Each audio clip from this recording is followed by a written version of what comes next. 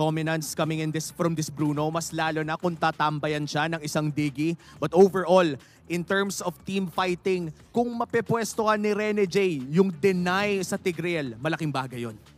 Siya ni King Kong. Tapos yung Aurora nakagawa na play doon sa may bottom lane. Si Kirk ang magiging target nila. Medyo mawawala na buhay. Hindi na sumabat yung flicker din ni Brusco para masagip yung kanyang tropa doon sa ibaba. First blood para side ng Aurora. Tapos sa follow-up dito sila King Kong and Brusco onto Edward.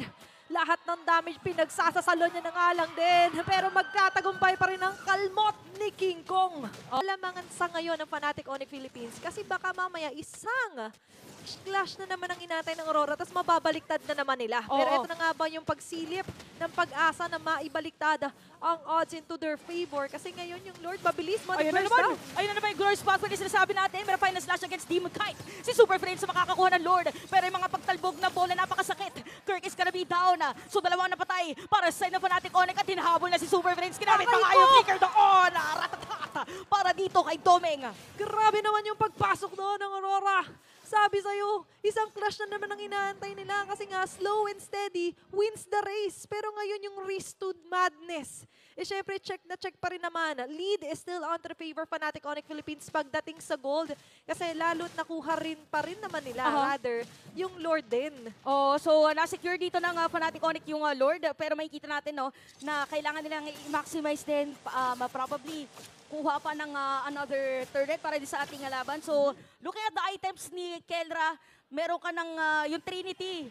Kaya tinatawag natin, kailangan lang nila isang magandang set of play para kay Brusco dito sa game natin. And meanwhile, for Doming, nakakahabol na siya kahit papano. Kung kanina parang almost 1K or more than 1K actually, yung lead na meron si Kelra sa kanya. Ngayon parang bumababa na around hundreds at nakakasabay na rin siya. Pero ito na nga lang din ang pagsabay. Ang ganda ng final slash doon. Oo, hinawi pa labas ng highway. Si Doming napatay dito ni Kelra. At nilalabas na nga yung mga mabati dito ni Super Friends.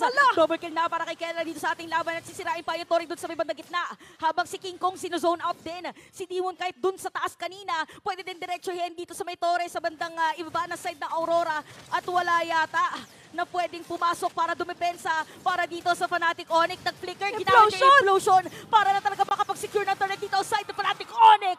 1-1 para sa ating unang serye. Fnatic Onyx PH para sa game number 2. Diretso lang! Diretso ang tingin, wala nang kaliwat kanan.